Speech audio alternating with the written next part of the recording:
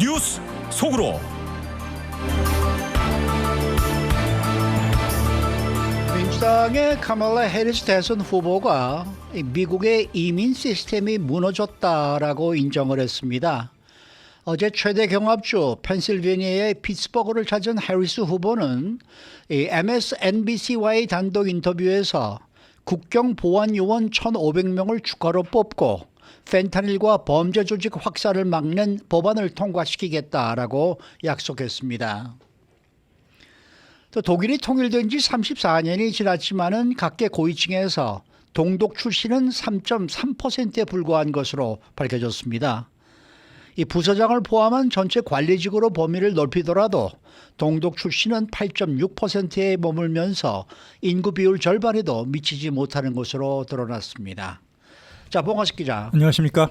카멜라 해리스 후보가 바이든 행정부 4년 동안 이민 시스템이 붕괴됐다라면서 이 잘못을 인정을 했네요. 네, 올해 대선에서 공화당 트럼프 후보에게 확실하게 밀리고 있는 이슈가 바로 이민 문제인데요. 바이든 대통령 밑에서 4년 동안 부통령 역할을 하면서 남북 국경도 제대로 찾지 않고 이민 전담을 맡아달라고 바이든 대통령이 지시를 했는데도 해리스가 이렇다 할 실적을 이루지 못한 데 대해서 자기 반성인 것 같습니다. 어제 최대 경합 지역인 펜실베니아주 서부 지역 최대 도시 피츠버그에서 열린 경제 클럽에서 유세를 했는데요. 이 직후에 MSNBC 방송국과 단독 인터뷰를 가졌습니다. 이 자리에서 해리스 후보가 이민 시스템은 분명히 고칠 필요가 있다 이렇게 인정을 했습니다. 국경 보안 요원을 1,500명 추가로 뽑아서 펜타닐과 같은 독성 마약 유입을 막고 범죄 조직 소탕하는 법안을 자신이 집권하면 틀림없이 통과시키겠다 이렇게 공약을 했는데요.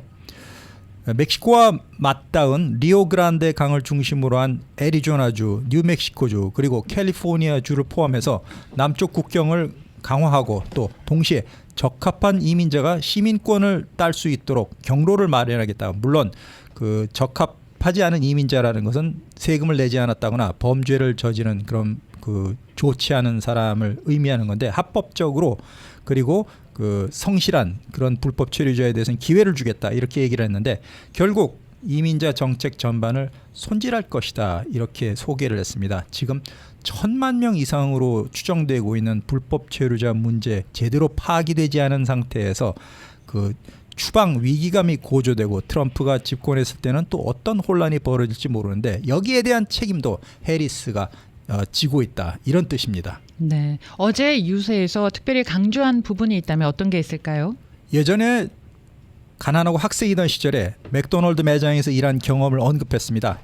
해리스 후보는 보통 사람 이미지 창출에 주력을 하고 있는데 네. 부자 중심 이미지를 주고 있는 트럼프와는 확연히 대비되는 그런 행보를 이어가고 있습니다. 중산층 중심의 기회 경제를 펴겠다. 그러기 위해서는 3억 미국 인구 가운데 3분의 1은 1억 명에게 세금 혜택을 부여할 것이다. 이렇게 공약을 했습니다. 그리고 아이를 기르는 문제, 노인을 요양하는 비용도 지원하고 자녀와 부모 세대를 동시에 돌봐야 되는 낀 세대, 샌드위치 제너레이션을 돕겠다고 얘기를 했습니다. 주택을 또 300만 채를 새로 짓고 처음 집을 살 때 $25,000의 지원 정책을 하겠다. 이것도 거듭 강조를 했는데요.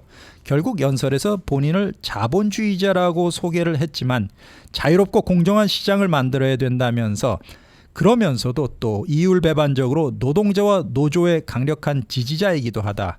이렇게 자유보다는 공정의 방점을 찍은 그런 자세를 이어갔습니다. 그러면서 기업은 규칙을 지켜야 되고 노동자 권리를 존중을 해야 되고 공정한 경쟁을 준수해야 된다. 그렇지 않으면 내가 책임을 물을 것이라면서 가진 자보다는 가지지 못한 중산층, 중하층에 더 액센트를 두는 공약을 이어갔습니다. 네. 또 세금 관련 공약은 또 어떤 게 나왔습니까? 미국에 투자하는 기업에 대해서 법인세를 15% 세율로 인하해 주고요. 이거는 트럼프 대통령이 약속을 한 사항인데 오히려 법인세를 해리스 후보가 올리겠다 이렇게 얘기를 했습니다. 왜냐? 거대 기업하고 억만장자가 공정한 페어쉐어를 분담해야 되는데 돈을 많이 버는 데 비해서 기여하는 게 없고 세금도 적게 내는 것 같다면서 이들 잘 사는 기업으로부터 세금을 더 거두어서 가난한 이들을 위해서 분배하겠다 이렇게 확실히 얘기를 했습니다. 그리고 또 스타트업 기업에 제공하는 세제 혜택도 5,000달러에 기존의 5,000불의 10배인 5만 달러까지 확대를 하고 중소기업에 대해서 대기업이 아닙니다. 중소기업에 대해서는 낮은 금리 또는 무이자 대출을 시행해서 창업 그리고 중소기업의 성장을 돕겠다. 이런 다소는 포퓰리스트적인 그런 얘기를 내세웠습니다. 그러기 위해서는 자신이 집권하는 4년 동안에 중소기업하고 스타트업 창업 신청 건수가 그 2,500만 건까지 늘어나도록 자신이 노력하겠다 이렇게 밝혔습니다. 자, 그런데 워싱턴 포스트가요, 어제 해리스가 트럼프 공화당 전 대통령에 비해서 약세로 평가를 받았던 경제 분야에서 지지율이 상승세를 보이고 있다라고 보도했는데 어떤 내용입니까? 네, 그 이유에 대해서는 최근에 물가와 소비 심리 이런 경제 상황이 개선이 됐습니다. 그리고 그 해리스 후보가 세금을 줄여주겠다고 강조를 하고 또 수압 파쇄 추출법인 자연을 파괴한다고 얘기를 들었던 셰일가스, 프래킹 이런 방법에도 찬성을 하고 다소 우클릭 행보를 보인 것이 이렇게 영향을 끼쳤다는 분석입니다. 그래서 워싱턴 포스트 신문 보도에 따르면은 최근에 몇 주 동안의 경제 분야 정책에 대한 트럼프 해리스 지지율 격차가 상당히 좁혀졌다는 것인데요. 그 팍스 뉴스하고 ABC 방송국이 실시한 경제 관련 여론조사에서도 그 트럼프 지지율이 해리스보다 이제까지는 평균 6% 포인트가 높았는데 바이든 대통령이 물러난 이후에는 그 점점 격차가 줄어들고 있다 그런 상황이라는 것입니다. 그리고 한때 9%까지 넘어섰던 소비자 물가 지금 지난달 기준으로 2.5%까지 내려갔죠. 그리고 해리스가 바이든과는 다른 전략을 취하고 있다는 게 또 눈길을 끌고 있는데요.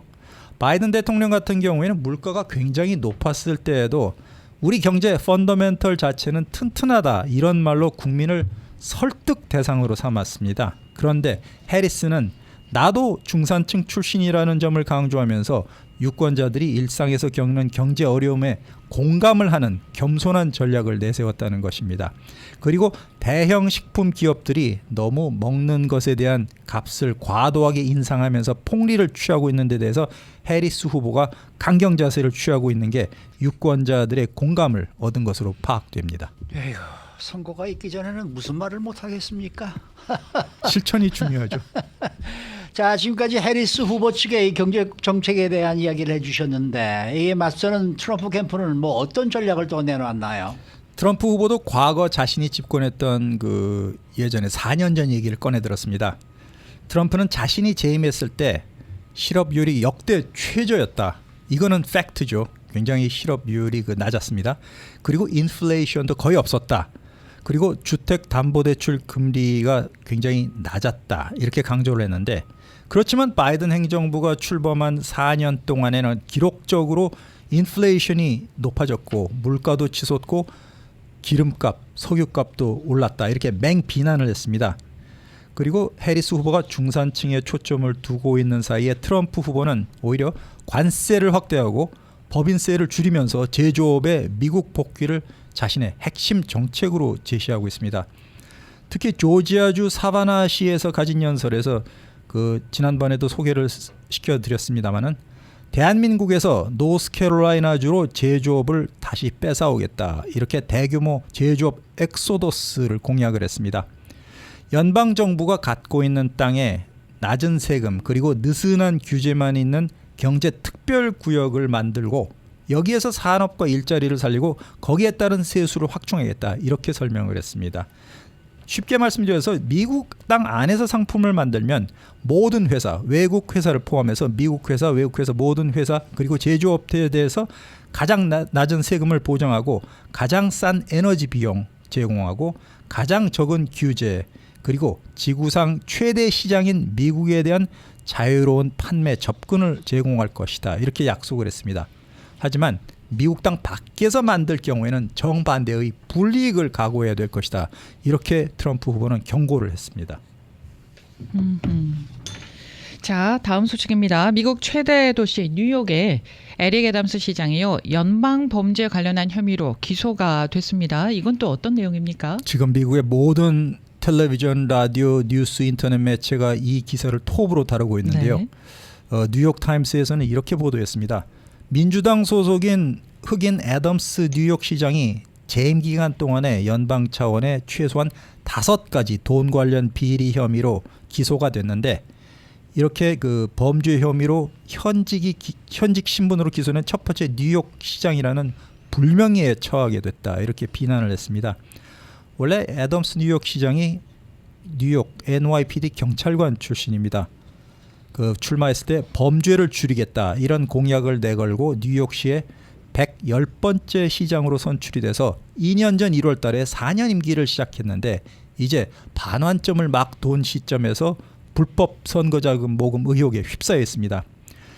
그 뉴욕 시장 선거 당시 3년 전에 터키 정부죠. 그 튀르키예로부터 불법 선거 자금을 받았다는 의혹이 제기됐고 이에 대해서 연방 검찰 그리고 FBI 수사 선상에 올라 있었는데 그 튀르키예 총영사관을 새로 빌딩을 짓는 과정에서 허가를 내주면서 그 돈을 받고 소방 당국자들에게 잘 그 여러 가지 안전 시설 패스해주라 이렇게 압력을 행사한 그런 그 혐의까지 받고 있고요.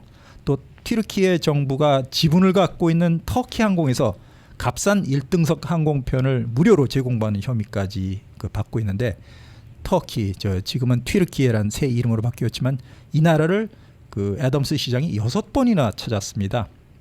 그리고 그 에르도안 튀르키예 대통령까지 만나면서 유달리 친밀한 관계를 과시했는데 이번 기소 그 내년 민주당 뉴욕시장 예비선거를 앞두고 애덤스 현직 시장의 재선 굉장히 타격을 받을 것 같습니다. 그렇지만 그 캠프에서는 이렇게 얘기하고 있죠. 그 시장이 흑인이기 때문에 이에 대한 인종차별적인 탄압이다 이렇게 주장을 하고 있는데 지난 90년대 역시 또 다른 흑인 시장이었던 데이빗 디킨스 뉴욕 시장도 흑인이 그때 한인 가게를 포함해서 맨하탄 일대를 중심으로 브루클린 퀸스까지 굉장히 범죄가 많았습니다. 이를 제대로 잡지를 않으면서 그 같은 인종 편을 드는 것이 아니냐 이런 불만을 많이 사면서 타임지가 표지 기사로 뉴욕시는 굉장히 위험하다 이렇게까지 지적을 했죠. 그런 전례가 있었고 이후에는 그 백인 검사 출신인 루돌프 줄리아니가 뉴욕시장에 취임했던 94년부터 8년 동안 같은 이탈리아계의 마피아 조직범죄까지 잡아들이면서 뉴욕을 안전하게 만드는 것과 너무나 대조되는 그런 사안이라서 이번 그 연방 기소 어떤 결과가 나올지 한번 주목되고 있습니다. 근데 뭐 지금 나오는 얘기 보면 에릭 애덤스 시장은 뭐 거의 확실한 얘기인 것 같아요.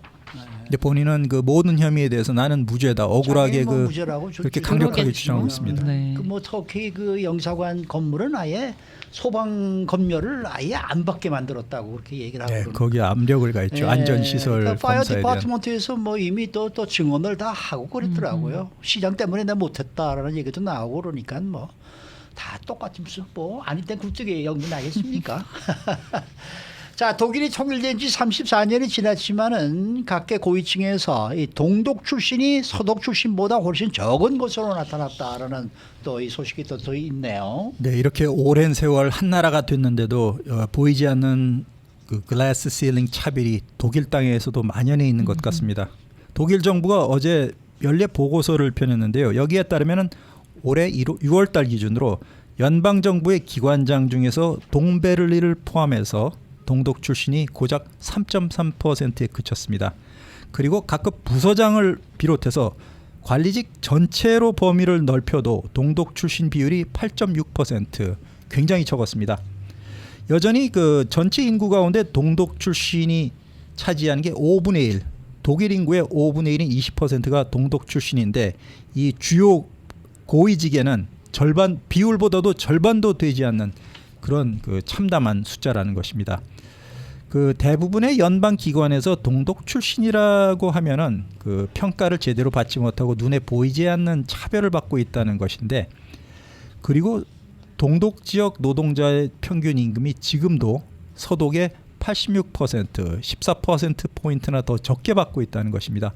통일 이후에 34년 동안 한 세대가 아니라 경제적 격차보다 정서적 간극이 더욱 커지면서 앞으로도 이 독일의 진정한 통일을 유지하는 데 방해가 될 것이라는 것인데, 한국도 통일이 만약 된다면 이런 점을 지금부터 고려하고 거기에 맞는 그 좀 더 안전한 통일 방법을 추구해 나가야 되지 않을까, 이런 생각이 듭니다. 만일에 대한민국이 북한과 남한이 통일을 한다. 그 후에 한 세기가 지나간다. 과연 북한 출신과 남한 출신의 이 고위공직자의 비율은 어느 정도나 될까? 그러니까 한 독일과- 자리 숫자보다는 네. 많을 것 같은데요. 독일과 비슷할 듯 싶습니다. 전 독일보다 더 하지 않을까 하는 생각이 그래요. 좀 일단 그것은 통일이 된 다음에 걱정해도 될 것 같습니다. 네, 통일된 다음에 걱정해요. 네. 수고 많으셨습니다. 봉화식 기자였습니다.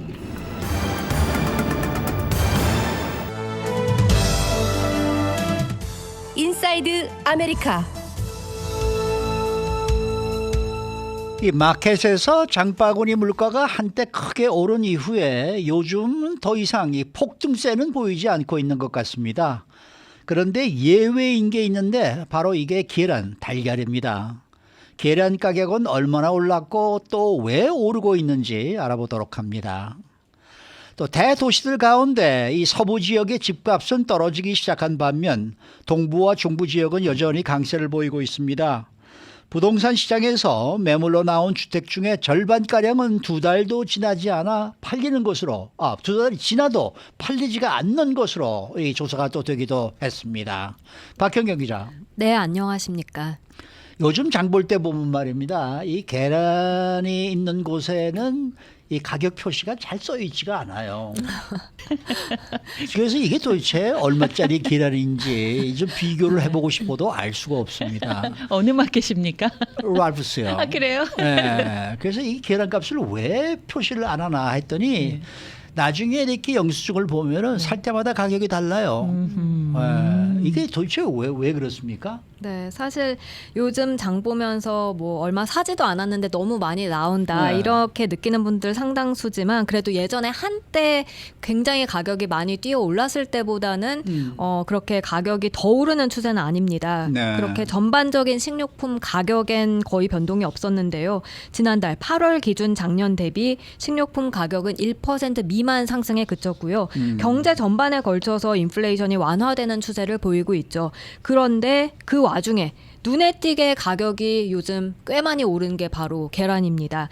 계란 가격은 지난 8월, 1년 전인 2023년 8월보다 28% 넘게 급등했습니다. 이야. 28.1%나 오르면서 연방노동통계국이 추적한 모든 그런 식품 품목 가운데 가장 큰 폭의 상승세를 나타냈습니다. 네, 그러면은 달걀 가격이 그래서 얼마나 어떻게 올랐습니까? 네, 더즌 이 12개 든 계란 한 팩이 지난달 평균 3달러 20센트였습니다. 연방노동통계국 자료엔 그렇게 나와 있습니다. 이게 2023년엔 그런데 2달러였습니다. 그리고 1년 전으로 거슬러 올라가지 않더라도 한 달 만에 오른 걸 확인할 수 있는데요. 예. 지난 7월에 그러니까 그 한 달 전인 7월에 계란 12개 든 한 팩 가격 3달러 8센트였습니다. 그런데 한 달 만에 3달러 20센트가 된 겁니다. 이게 평균이니까 사실 그보다 훨씬 비싼 가격도 쉽게 눈에 띄는데요. 계란 종류가 워낙 다양하긴 합니다만 계란 모아놓고 파는 곳에선 12개 5달러, 뭐 8달러 넘는 맞아요, 가격포도 맞아요. 흔히 볼 수 맞습니다. 있습니다. 유기농은요 10달러 넘는 것도 있어요. 네. 아니 근데 이 다른 식료품 가격은 아까 말씀하신 대로 어느 정도 그래도 좀 안정이 된다라는 느낌이 드는데 네. 왜 이렇게 계란만 유독 가격이 오르락내리락 하는 거예요? 그 계란 가격 상승의 주범은 익숙한 원인이죠. 이 조류 독감 탓입니다. 닭들이 병들고 있는데 이로 인해 계란이 줄어들고 식료품점에선 가격이 오르고 있다는 분석입니다. 연방질병통제예방센터 CDC에 따르면 이 조류 독감으로 인해서 2022년 1월 이후 전체 48개 주에서 약 1억 100만 마리 조류가 피해를 입었습니다. 그렇다면 왜 이렇게 조류 독감이 문제가 되는지, 그건 닭이 어떻게 사육되는지 생각해보면 알 수 있다는 설명인데요. 작은 공간에 닭이 워낙 많이 사육되다 보니 한 마리가 조류 독감에 걸리게 되면 이제 닭 무리 그 전체를 폐사시켜야 하는 만큼 그게 문제가 된다는 지적입니다. 결국 연방농무부 산란하는 닭의 숫자가 2달 연속 감소했다고 밝혔는데요. 이게 올여름 계란 가격 상승에 영향을 미쳤다고 연방농무부는 전했습니다. 네, 그 달걀 가격이요 조류 독감 때문에 크게 오른 게 사실 이번이 처음은 아닌 걸로 제가 기억을 하고 있거든요. 맞습니다. 2022년 말 또 2023년 초에 그러니까 작년 초까지도 조류 독감으로 계란 가격이 폭등했었습니다. 네. 그리고 그나마 다행이라고 해야 될지 모르겠습니다만 이번엔 그때만큼 비싸진 않습니다. 2022년, 2023년 그땐 4달러를 맞아요, 훌쩍 맞아요. 넘었었습니다. 그레이드 A 라지 계란 12개 평균 가격이요. 2022년 12월엔 4달러 25센트, 그리고 2023년 1월엔 4달러 82센트까지 치솟아서 기록적인 수준을 나타냈었습니다. 그렇게 뭐 계속해서 계란값이 오르고 그래서 뭐 사상 최고를 기록한다라는 얘기까지 나올 정도다 그러면은 아무래도 계란을 사는 데 있어서 주저할 수밖에 없지 않습니까? 네, 최근 나온 달걀 12개 평균 3달러 20센트 이 가격은 확실히 비싼데요.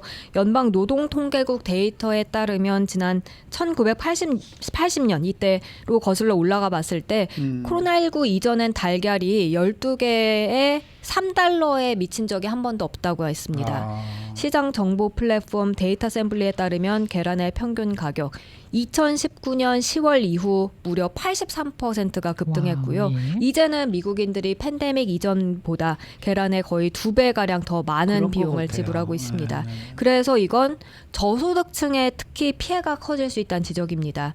식량 지원 프로그램 혜택을 받는 경우엔 일반적으로 고기보단 저렴하니까 주요 단백질 공급원으로 계란을 사 먹는 편인데 그렇죠. 그런데 계란 12개가 뭐 2, 3달러에서 4, 5달러로 오른다. 이건 예산이 부족한 가족엔 타격이 심할 수밖에 없는 것이고 그로 인해 충분한 단백질을 섭취할 수 없다. 그러지 못할 수 있다. 이런 우려의 목소리까지 나오고 있습니다. 네. 그러면 앞으로는 어떨까요? 달걀 가격이 더 오르게 될까요? 아니면 여기서 멈출까요? 일단 도매 가격을 보면요. 최근에 급격하게 떨어지기 시작했습니다. 네. 그래서 이런 도매가 하락세가 결국은 우리 소비자들한테도 영향을 미칠 걸로 보입니다. 근데 아무래도 이제 조류 독감이 관건이 되겠는데요. 계란 공급업체 중 선두주자로 꼽히는 한 업체의 부사장은 조류 독감 없이 6, 7, 8개월 정도를 견뎌낸다면 이제 시장은 보다 정상적이고 또 장기적인 평균 수준으로 되돌아갈 수 있다고 예상했습니다. 그렇지만 웰스파고 농식품연구소 보고서를 보면 조류 독감 감염이 앞으로도 계속된다면 올 가을과 연말 연시까지도 가격은 계속해서 상승할 것이라고 경고했습니다. 네, 그 조류 독감이 없어진다고 해서 뭐 다시 2달러대로 내려갈 수는 않을 것 같아요. 않겠죠. 그렇죠. 네. 그리고 뭐 조류 독감 없이 6개월, 8개월을 견디면은 뭐 보다 정상적인 평균 수준으로 가격이 내려갈 것이다. 이거 1년 전에 또 나왔던 얘기거든요. 그렇죠. 맞습니다. 네, 알 수가 없습니다. 자, 다음 소식입니다. 부동산 시장에서 매물로 나온 주택 가운데 절반가량은 2달이 지나도 팔리지가 않는다. 이런 얘기예요. 네, 매물 주택 약 48%가 60일 이상 시장에 남아있는 것으로 조사됐습니다. 부동산 중개업체 레드핀이 어제 그처럼 발표했는데요. 60일 이상 시장에 남아있는 매물 비율이 48%나 된 건 2019년 8월 이후 가장 높은 수치입니다. 1년 전 43.2%였는데 그때보다도 높아진 것이고요. 그런가 하면 지난 8월 시장에 나온 매물 10건 중 약 7건, 68.5%는 최소 한 달 정도, 한 달 이상 남아있는 것으로 나타났습니다. 그 얘기는 구매자를 찾는 데 걸리는 평균 일수도 더 늘어났겠는데요? 맞습니다. 지난달 미국 전체 주택 매매 계약이 성사되기까지 걸린 시간을 보니까 그게 37일 정도였습니다. 근데 이건 1년 전이랑 비교를 해봤을 때 6일이 더 소요되는 것입니다. 자, 그러면 지역별로 한번 좀 살펴보십시다. 가장 매물이 빨리 팔린 지역은 어디였습니까? 시애틀이었습니다. 시애틀에선 12일로 매물이 팔린 걸로 나와서 50개, 12일. 50개 대도시 중에선 가장 빠른 결과를 보였습니다. 그래도 1년 전이랑 비교를 해보면 그게 4일 정도가 더 늦은 겁니다. 시애틀에 이어서는 인디애나폴리스 16일, 미시건주 워런이라는 지역이 17일이었고요. 그 다음이 북가주 도시들이었는데요. 캘리포니아주 북가주 그 산호세가 18일, 그리고 오클랜드가 20일, 그렇게 그 뒤를 이었습니다. 그러니까 북가주도 나름은 빨리 판매된 것입니다. 네. 그러면 그 반대로 주택이 매물로 나오고 가장 늦게 판매되는 지역은 어느 지역입니까? 플로리다주가 눈에 띄는데요. 네. 이 플로리다주 웨스트 팜비치의 주택은 구매자를 찾기까지 평균 79일이 걸렸습니다. 네. 1년 전보단 18일이 더 길어진 것이었습니다. 웨스트 팜비치는 포트 로더데일, 잭슨빌, 마이애미와 함께 구매자를 찾는데 최소 9주가 걸린 플로리다주 주요 4개의 대도시 중 하나였고요. 그처럼 주택 판매가 둔화된 이유 중 하나가 팬데믹 기간에 플로리다로 이주하는 사람들의 수요를 맞추기 위해서 지난 몇 년 동안 그곳에 신축된 주택이 굉장히 많아졌기 때문으로 풀이됩니다. 네. 근데 뭐 지금도 허리케인 헬린이 지금 올라가고 있고, 네. 아이고 뭐 플로리다는 저렇게 허리케인이 많이 자주 오고 그래서 살 수 있을지 모르겠어요. 네. 그래서 사람들이 더 안 가는 게 아닌가 이런 생각이 좀 들기도 하는데, 근데 왜 이렇게 전체적으로 매물로 오래 남는 거예요? 레드핀의 수석 이코노미스트는요, 일반적으로 모기지 금리가 하락하면 주택 판매량이 증가하지만 근데 올해는 또 그 반대 현상이 나타나고 있다면서 판매량은 감소하고 주택은 시장에 더 오래 머물고 있다고 현재 상황을 분석했습니다. 그러면서 연방준비제도의 빅컷에 구매자들의 자신감 높아지긴 했지만 네. 가을 비수기에 접어들면서 판매 속도가 의미 있게 빨라질지는 앞으로 좀 더 지켜봐야 한다고 했습니다. 네. 수고 많으셨습니다. 고맙습니다. 박현경 기자였습니다.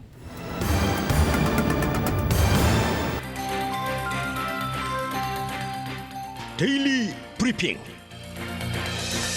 네, 매주 목요일 데일리 브리핑에서는 퀀텀 F&A 최은하 대표 함께합니다. 최 대표님 안녕하십니까? 안녕하십니까. 네.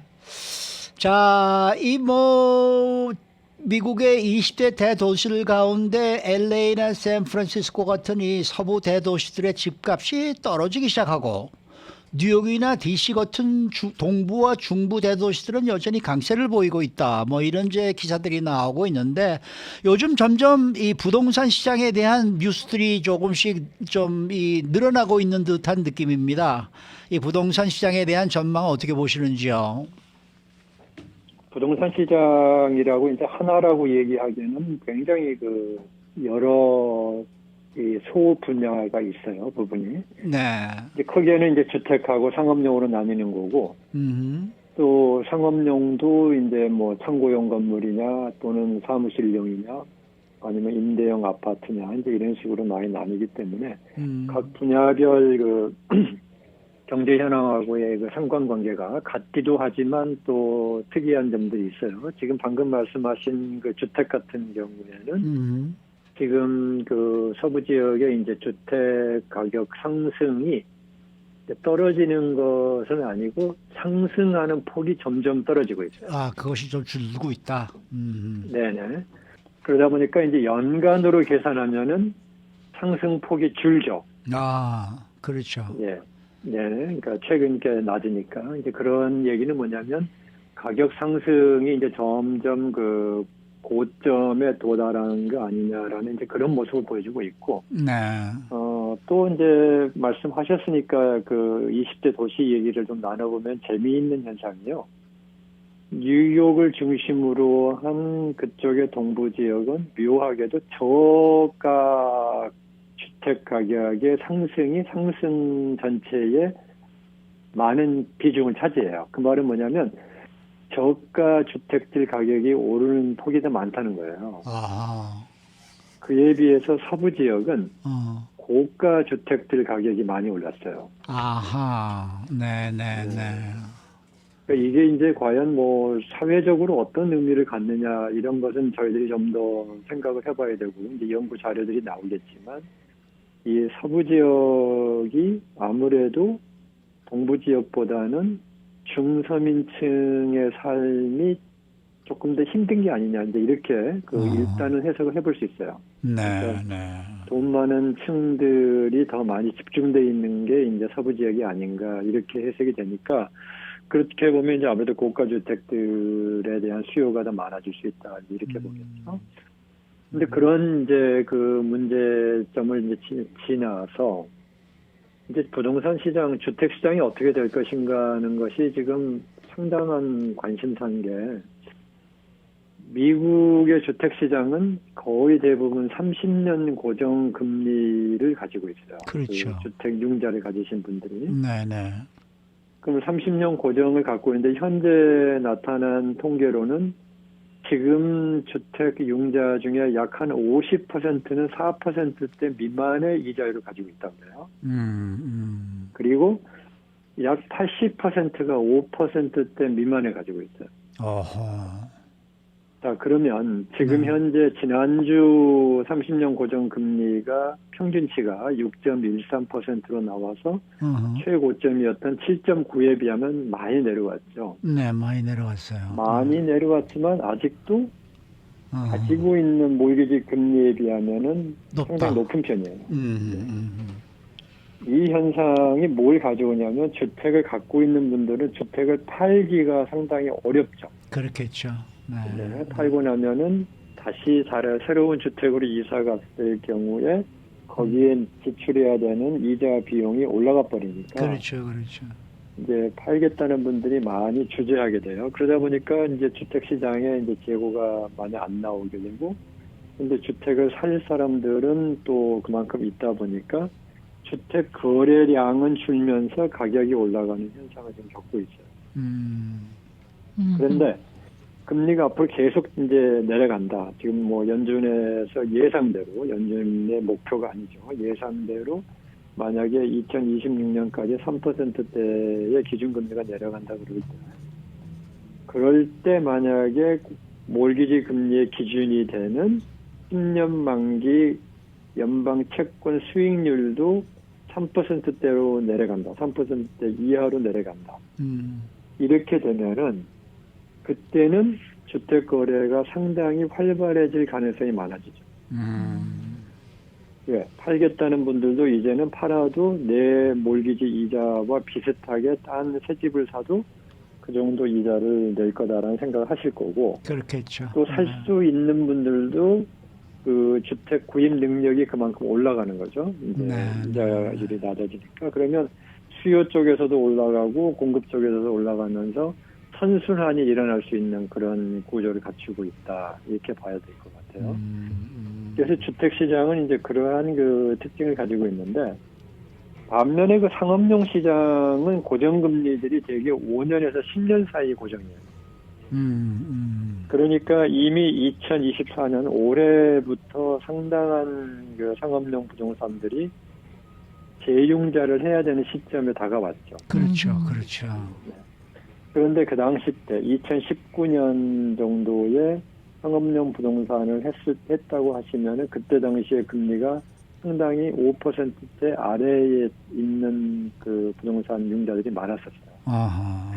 근데 지금 이게 이제 만약에 한 달 전까지만 해도 최저 한 6.75, 7 이 정도는 했고 보통은 7.5 이상을 받았는데, 그렇게 되면은 상업용 부동산을 재융자를 하게 되면은 페이먼이 나오기가 쉽지 않은 부동산들이 꽤 있었던 거죠. 그러다가 요즘에 또 이자율이 내려가니까 이제 소위 2019년도나 그 이전에 했던 융자들의 금리에 비해서 많이 내려갈 수 있다라는 그러한 기대치가 또 나오는 거예요.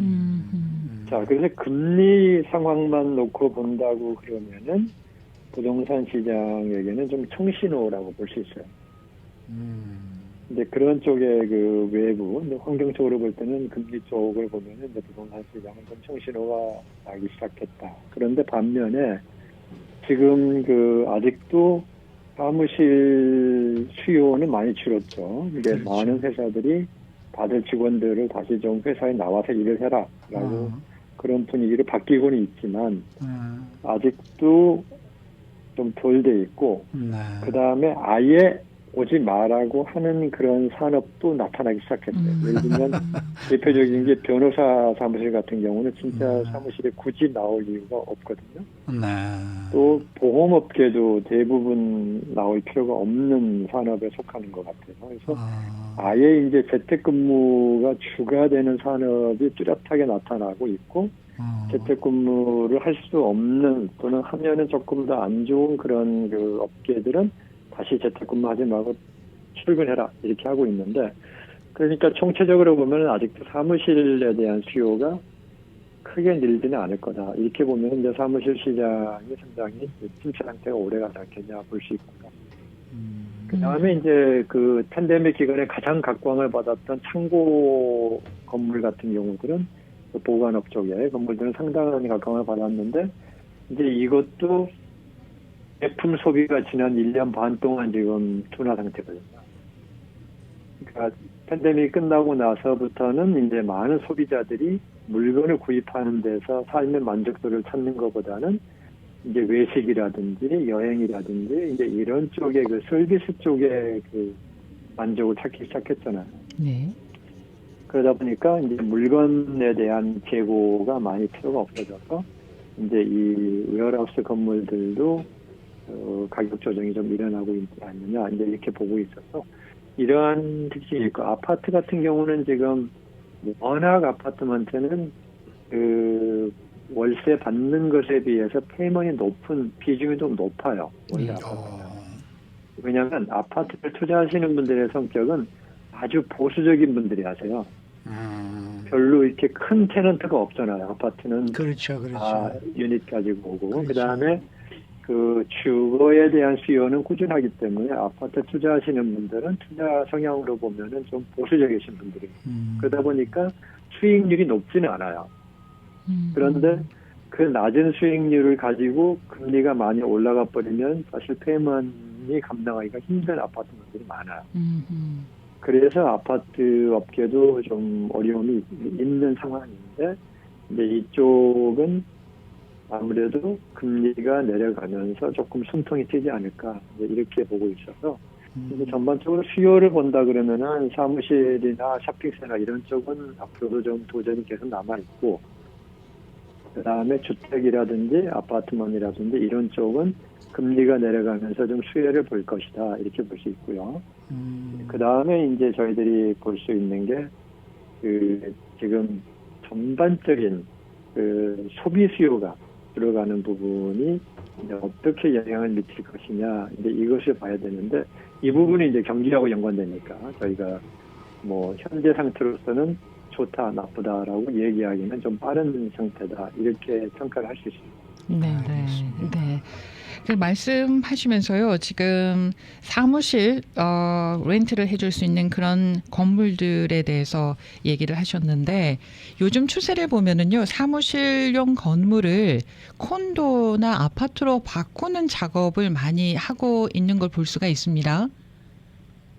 왜냐하면은 살아남아야 되니까. 네, 갈 수밖에 없죠. 네네. 갈 수밖에 없는 게 이제 네. 그런 그 사무실용 건물들이 지금 요즘에 어떤 현상이 일어나면 사무실용 건물들의 과거 같으면 이제 보통 사무실용 건물들을 클래스 A, B, C 뭐 이런 식으로 나누거든요. A면은 이제 가장 그 초호화 건물들, 네. 높은 층수를 자랑하고 안에 들어가 보면 아주 시설이 잘 돼 있고. 예. 근데 지금 어떤 현상이 이제 나타나고 있냐면요. 그 클래스 A에 속하는 건물들이 클래스 B 정도의 임대료를 받기 시작해요. 그러니까 어떻게 되겠어요? 클래스 B나 C를 가진 사무실 건물들은 이제 테넌트를 찾기가 상당히 더 힘들어지긴다는 얘기네요. 네. 그러다 보니까 이제 그래도 꾸준한 테넌트가 있는 콘도나 아파트먼으로 이제 개조를 하면은 좀 낫겠다고 하는데 이 부분도 지금 상당히 좀 힘든 요소가 뭐냐면요. 네. 개조 비용이 많이 올라갔어요. 그런 모양이에요. 네. 예. 노동비도 올라가고 하다가 올라가고. 중단한 곳이 많더라고요. 아무래도 뭐 자금이 딸리면 그렇게 되는데 그래서 지금 개조하는 부분도 이제 그렇게 만만치는 않다. 그래서 자금이 충분한 데들은 이제 그렇게 개조를 해가지고 옮겨가겠지만 그렇지 않은 데는 뭐 이러지도 저러지도 못하는 그런 상황이어서 전반적으로 하여튼 사무실 건물은 앞으로도 한 몇 년은 이 조정 과정을 거치지 않겠느냐 이렇게 좀 예상이 되고 있어요. 네. 그러면 그래도 그나마 앞으로 전망이 좀 괜찮다라는 거는 그래도 주택 쪽이 좀 낫네요. 상업용 건물보다. 주택 쪽도 지금 현재 같은 분위기를 보면은 주택도 지금 신규 주택을 짓는 게 아니라 땅이 없어요. 굉장히 짓기가 힘듭니다. 아, 그래요? 땅값이 많이 올라가 있고 아, 네. 또 이제 원자재 가격도 올라가고 그다음에 건설하시는 그런 그 직원분들 찾기도 굉장히 힘들어서 이 주택도 이렇게 만만치 않은데 근데 한 가지 잊지 말아셔야 되는 게 있어요. 네. 제가 이게 투자 얘기할 때마다 항상 얘기하는데 시장이 나쁘다고 하면은 그게 무슨 말이냐면요. 싸게 살 수 있는 기회예요. 아, 네. 그래서 그것을 항상 지금 뭐 사무실 건물이 나쁘다. 그럼 어떻게 되겠어요? 사무실 건물 중에 페이먼을 못해서 부도가 나거나 은행에 차압되는 건물들이 나오지 않겠습니까? 예. 또 그다음에 이제 그렇지 않고 조금 여유가 있는 건물주 같으면 싸게라도 팔고 손 띄고 싶어 하는 거겠죠. 네. 이렇게 해서 시장에서 조정이 되는 거거든요. 그러니까 언제나 많은 투자자분들은 쌀 때 사가지고 비싸게 파는 것을 쉽게 생각하시는데 그게 어려운 게요. 예. 이렇게 건물들 가격이 떨어지고 안 좋아질 때 살 생각들을 못 하시거든요. 많은 분들. 근데 이때가 쌀 때잖아요. 그러니까 싸게 사서 비싸게 파는 것은 보통의 훈련되지 않은 투자자 입장에서는 하기가 힘든 일이에요. 근데 네.